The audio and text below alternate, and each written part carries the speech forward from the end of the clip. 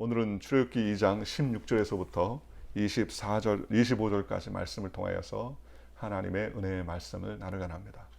어제 우리가 출애굽기 전반 2장 전반의 내용은 바로 이 모세가 사람을 쳐 죽이죠. 실수로 물론 쳐 죽인 일이었지만 어떻게 보면 주변을 살피고 살인을 했던 그러한 다분한 동기를 가지고 있었던 살인이었습니다. 모세는 이런 애굽 사람을 쳐 죽이는 사건을 통하여서 자신이 민족을 돌보고 또 민족 동족인 이스라엘 사람들에게 인정받는 삶을 살 것이라고 생각을 했지만 그것은 모세의 오산이었습니다. 오히려 이 일로 인하여서 모세는 큰 낭패를 당했죠. 15절에 보면 바로가 이 일을 듣고 모세를 죽이고자 하여 찾는지라 모세가 바로의 낯을 피하여 미디안 땅에 머물며 하루는 우물 곁에 앉았더라. 바로는 이와 같이 미디안 광야로 모세는 미디안 광야로 이제는 도피하게 되는 그러한 사건이 있었던 것을 우리가 알 수 있습니다. 그리고 모세가 이제 바로의 낯을 피해서 이제 우물 곁에 앉게 됐어요. 그리고 거기서 7 제사장의 딸들을 만납니다. 루엘이라는 제사장, 미디안 제사장의 7딸을 만나죠. 하나님은 이렇게 모세에게 광야 훈련을 시키더라는 것입니다. 40년간의 왕궁의 훈련이 모자랍니까? 40년의 왕궁의 훈련은 완벽한 그러한 교육 아니겠습니까? 그런데도 하나님은 40년의 왕궁에서의 왕자의 삶을 뒤로하고 또 다른 40년을 하나님은 준비시키더라는 거예요. 그러니 하나님이 모세에게 또 다른 훈련, 광야 학교의 훈련을 하나님께서는 예비하시고 준비하시라는 것입니다. 이런 것으로 보아 사람의 실수, 모세가 실수했지 않습니까? 그죠? 사람을 죽이는 실수라기보다는 말할 수 없는 죄지요. 그러니 애굽 사람을 쳐서 죽이는 그러한 일을 하고 모세뿐만 아니라 성경에 나오는 수많은 인물들이 실수하지 않습니까? 아브라함은요, 자기 아내를 누이라고 속여서 한 번은 아내를 빼앗길 뻔한 사건이 있었죠. 다윗은요, 밧세바를 통하여 우리아를 죽이고 간음하는 그러한 정말 못된 죄를 저지릅니다. 뿐만 아니죠. 수많은 하나님의 사람들이 그러한 일들을 하지 않습니까? 이로 보건대 하나님의 우리 연약함을 드러내는 그 모습들을 통해서 하나님 우리를 만져가시더라는 것입니다. 한편으로는 이 하나님의 섭리를 우리가 깨달으면 사람의 넘어짐을 우리는 바라볼 때에 정죄하는 모습보다는 우리는 기도하고 긍휼히 여기고 품어줄 줄 아는 마음을 가져야 될 줄로 믿습니다. 모세는 하나님 앞에서 넘어지고 실수하여 그가 광야 가운데 나오게 되었습니다. 광야는 하나님께서 혹독한 그의 훈련을 요구하셨습니다. 애굽에서의 왕궁은요, 너무나 부족함이 없는 삶을 살았지만 애굽 왕국에서의 40년을 경험했던 모세에게는 이후 미디안 광야에서의 40년은 너무나 초라할 수밖에 없는 그러한 상황이었습니다. 그래서 모세에게 있어서의 40년은요, 잊혀진 40년이라고 생각할 정도로 그는 자아가 깨어지는 시간이었습니다. 그는 자신의 자신감, 민족을 구원하겠다는 의협심, 이와 같은 모든 것들이 다 깨어지고 나는 아무것도 아니라는 철저한 자기 자아의 중심이 깨어지는 그러한 시간이었다는 사실을 우리가 알 수 있습니다. 오늘 하나님은 이와 같은 준비를 하시는 거예요. 하나님은 어떤 사람을 쓰십니까? 완벽한 사람을 쓰십니까? 아닙니다. 하나님은 내가 아닌 하나님을 집중하는 사람, 내 능력과 힘이 아닌 하나님의 때에 하나님의 말씀, 하나님의 뜻을 가지고 사는 사람을 주님께서는 사용하시다는 것입니다. 여러분, 모세가 사람을 죽이고 이스라엘 백성들을 구원하려고 했던 계획이 수포로 돌아가자 그는 크게 낙심했을 것입니다. 사람 때문에 사람을 도와서는 안 되구나. 그죠? 바로의 공주인 양 어머니에게도 미움받고 그는 갈 수밖에 없었습니다. 그렇지 않습니까? 자기를 도울 것이라, 자기를 인도해 줄 것이다, 자기를 믿어줄 것이라는 동족의 배신으로 말미암아 그는 미디안 광야로 떠날 수밖에 없었다는 것입니다. 그런 아픔이나 고통이 있었음에도 불구하고 바로 모세는 또 사람을 만났을 때 어떻게 합니까? 또 돕고 헌신하는 믿음의 삶을 사는 것을 볼 수가 있더라는 것입니다. 지쳐서 도망가서 우물가에 앉았는데요. 루엘이라는 사람의 딸 7이 양떼들을 치고 물을 먹이려고 왔다는 거예요. 그런데 거기에서 목자들이 심하게 그들을 쫓아냅니다. 모세가 일어나 그들을 도와 그 양떼에게 먹였다라고 말합니다. 성경에 보면 19절에 그들이 이르되 한 애굽 사람이 우리를 목자들의 손에서 건져내고 우리를 위하여 물을 길어 양떼에게 먹였나이다 라고 말합니다. 쉽게 말하면 목자들이 그 여인 7을 갖다가 단순히 괴롭게 하는 것을 뛰어넘어 아마 희롱하기도 하고 또 위협을 가했던 것 같아요. 그런 상황 가운데서 모세는 그 7 여인들을 도와서 양떼들에게 물을 먹입니다. 성경에 보면 아버지가 딸들에게 이르되 그 사람이 어디 있느냐 너희가 어찌하여 그 사람을 버려두고 왔느냐. 18절에 보면 그들의 아버지 르울에게 이를 때 아버지가 이르되 너희가 오늘은 어찌하여 이같이 속히 돌아오느냐. 양떼들에게 물 먹이는 시간이요 상당히 오래 걸리고 또 아마 평소에도 이런 여러 가지 어려움들이 있었기 때문에 시간이 꽤 걸렸던 걸로 알고 있습니다. 그런데 그날따라 일찍 돌아갔거든요. 그러니 루엘이 아버지가 딸들에게 물어봅니다. 어떻게 이렇게 일찍 왔니? 그랬더니 애굽 사람이 우리를 목자들의 손에서 건져내고 우리를 위하여 물을 길어 양떼에게 먹였습니다 라고 말합니다. 모세는 지쳐 있었고 시리에 빠져 있었을 것입니다. 이스라엘 민족에게 배반당하고 바로의 공주에게 또 배신당하고 도망자의 삶을 사는 지치고 피곤한 그러한 삶을 살았을 것입니다. 그런데 목자들이 루엘의 딸들을 괴롭게 하는 모습을 보고 어떻습니까?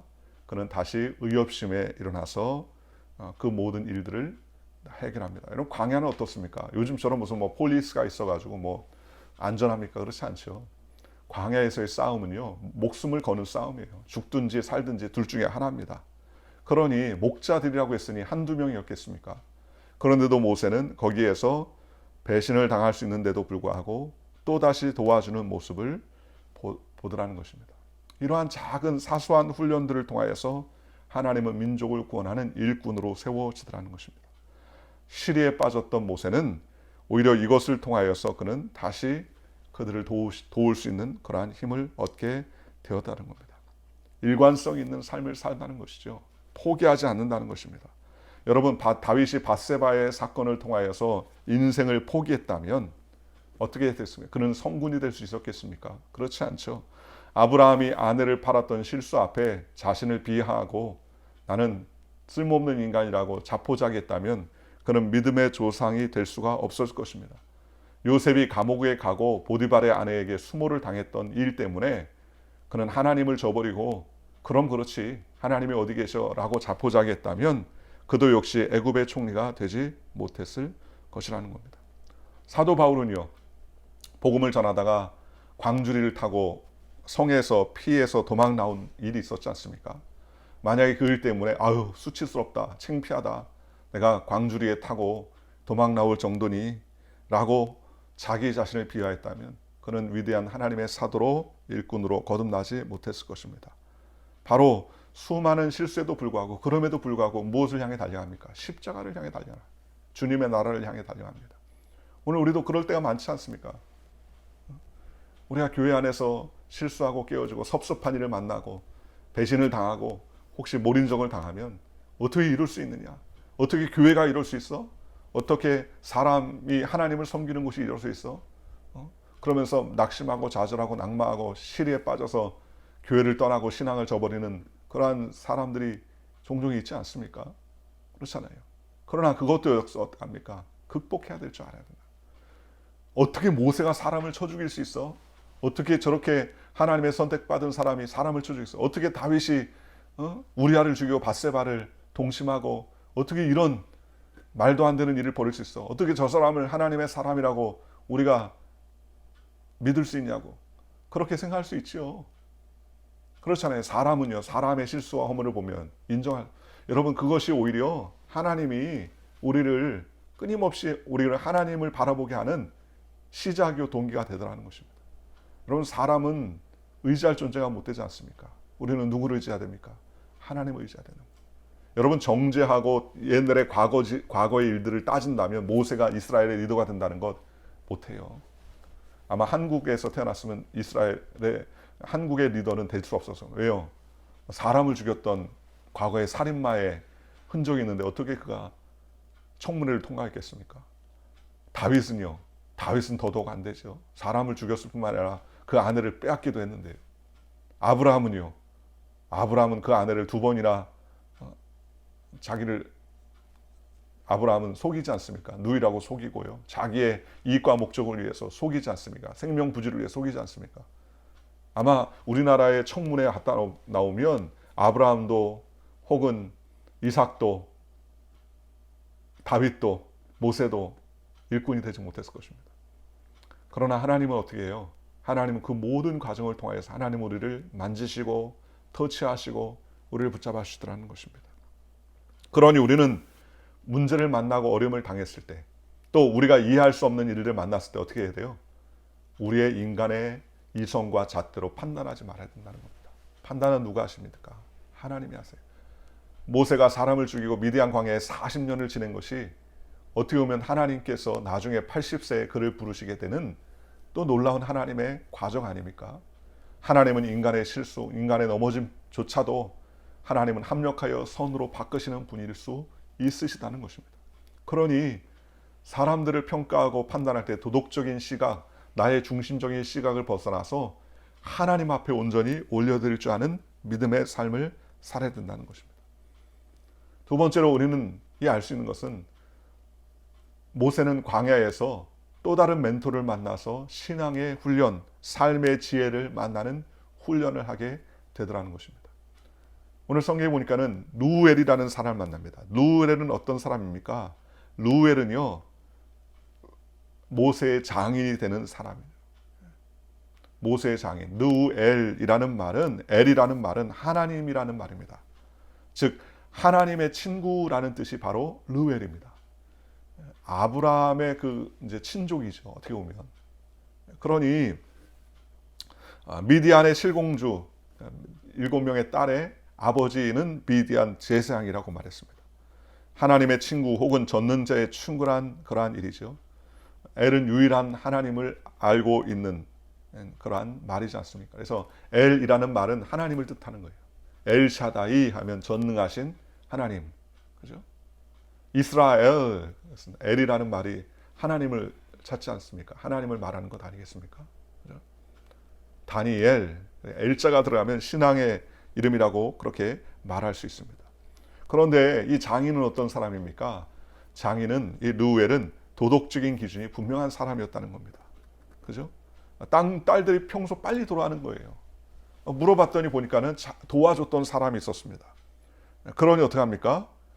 그 도와준 사람을 그냥 돌려보낸 것을 갖다가 딸들에게 책망하며 그를 대접하라는 것입니다. 그를 청하라는 것입니다. 즉 은인을 감사함으로 베풀 수 있는 그런 도덕적인 기준을 가지고 있었던 사람이었던 것을 우리가 알 수 있습니다. 또 두 번째로 루엘은 어떤 사람이었습니까? 품어주는 사람이었습니다. 아마 심리적으로 모세가 상당히 불안했을 것입니다. 왜요? 사람을 쳐주고 도망온 도망자의 신세 아니었습니까? 어릴 때에 친모로부터 떨어지고요. 40세가 되어서 양 어머니에게 버림받았습니다. 자기 동족으로 배신당했던 사람 아닙니까? 그러니 지금 얼마나 마음이 외롭고 쓸쓸하겠습니까? 이민을 자발적으로 온 것도 아니고 쫓겨나서 여기까지 왔으니 그러니 얼마나 힘들었겠습니까? 그런데 그런 상황을 누구보다도 루엘이 그를 품어줄 수 있었던 사람이었습니다. 왜냐하면 출애굽기 18장에 보면은요, 18장 1절에서 8절에 나중에 그의 아내와 함께 자식들과 함께 그 아내가 그 광야에 있는 모세에게 찾아옵니다. 그때 누구도 같이 오냐면 이드로 장인 이드로죠. 원래 본명은 루엘인데 이 장인이 찾아올 때에 보면 아내나 딸들에게는 허그하고 입 맞추지 않는데 누구에게 허그하고 입 맞춥니까? 이 장인인 르웰에게 입을 맞추고요. 그와 함께 대면하고요. 깊은 그러한 대화를 나누는 친밀한 대화의 시간을 갖기 위해서 장막에 들어가서 대화하는 내용이 나옵니다. 그죠? 아내도 아니고 자식도 아니고 그 장인이 모세와 깊은 교제를 갖게 되더라는 것입니다. 또 르웰은 어떤 사람입니까? 지혜로운 사람이었습니다. 모세가 지쳐있는 모습을 보고서 50부장, 100부장, 10부장, 1000부장을 세워서 이를 분담하라라고 지혜를 베풉니다. 그리고 그 다음에 르웰은 어떤 사람입니까? 하나님을 믿는 사람이 되었습니다. 나중에 그는 원래는 이방 제사장이지만 나중에는 하나님을 섬기는 사람이 됩니다. 성경에 모세가 이스라엘 백성을 이끌고 방문하게 됐을 때에 그가 하나님의 전능하신 이야기들을 다 듣게 됩니다. 모세를 통하여서. 그리고 나서 어떻게 합니까? 출애굽기 18장 12절에 모세의 장인 이드로가 하나님 앞에 번제와 희생 제물을 드리면서 여호와 하나님께 제사를 드립니다. 그리고 아까 언급했던 것처럼 100부장, 10부장, 1000부장, 50부장을 세울 때에 뭐라고 하랍니까? 장인 이드로가요. 하나님을 섬기고 진실되게 섬기며, 그죠? 이렇게 여러 모양으로 출중한 사람들을 세워라라고 기준을 제시합니다. 하나님을 잘 섬기는 사람을 세우라라는 그러한 기준도 제시하게 되는 이런 이야기를 보면, 이런 성경의 내용을 보면 모세의 장인 르웰은 나중에 하나님을 섬기는 사람이 되었던 것을 우리가 알 수 있습니다. 40년간 광야에서 좋은 멘토를 만나서 오히려 그가 세상의 학문에서 배울 수 없는 지식과 지혜와 또는 심령의 내면에 귀한 멘토를 만나서 훈련을 받을 수 있었던 것이었다는 겁니다. 하나님은 때때로 이렇게 환경을 통해서 우리를 가르치십니다. 여러분이 지금 광야에 있습니까? 문제를 만나서 도피하고 있는 과정이었습니까? 여러 가지 상처를 만났나요? 하나님은 그것으로 끝난 것이 아니라 또 다른 광야의 리더들, 멘토들을 만나게 하시고요. 장인 이드로 같은 지혜를 깨닫는 사람, 세상에 줄 수 없는 그런 품어줄 수 있는 사람들을 여러분 곁에 두어서 우리를 이끌어주시고 우리를 성장시켜 주시더라는 것입니다. 이와 같이 모세는 광야에서 겸손 훈련을 받았습니다. 내 힘, 내 뜻, 내 방법이 아닌 하나님의 때, 하나님의 계획, 나는 아무것도 아니라는 자포자기가 아닌 자아를 포기할 줄 아는 그러한 하나님의 성숙된 삶이 40년간 지내올 수 있었다는 것입니다. 오늘 저와 여러분들도 이와 같은 믿음의 사람이 되시기를 주님의 이름으로 축원합니다. 지금 우리에게 다가오는 환난 혹은 저와 여러분이 알고 있는 사람이 큰 어려움에 겪고 있고 분명한 그의 실수로 말미암아 고난을 겪고 있다 할지라도 윤리와 도덕적인 시각이 아닌 하나님의 시각으로 복음을 품을 수 있고 이것이 또 다른 큰 하나님의 섭리요 계획일 수 있다는 사실을 기억하고 우리가 중보하고 기도하는 하나님의 일꾼이 되시기를 주님의 이름으로 축원합니다. 비판하는 자리에 서는 것뿐만 아니라 비판의 시각을 뛰어넘어 하나님의 섭리가 있는 시간을 바라볼 줄 알아야 됐다는 것입니다. 일전에 제가 말씀드렸지 않습니까? 소경 바디메오, 그죠? 태어날 때부터 앞을 볼 수 없는 그러한 사람을 제자들이 만났을 때 저가 누구의 죄 때문입니까? 저의 죄 때문입니까? 아버지의 죄 때문입니까? 태어날 때부터 눈이 멀었으니 자신의 죄가 아니다. 아버지의 죄다. 한쪽 편의 제자들은요. 그래도 아버지의 죄만 있겠냐. 저 사람도 뭔 죄가 있겠지 하고 죄의 문제에 대해서 서로 옥신각신할 때 주님이 뭐라 합니까?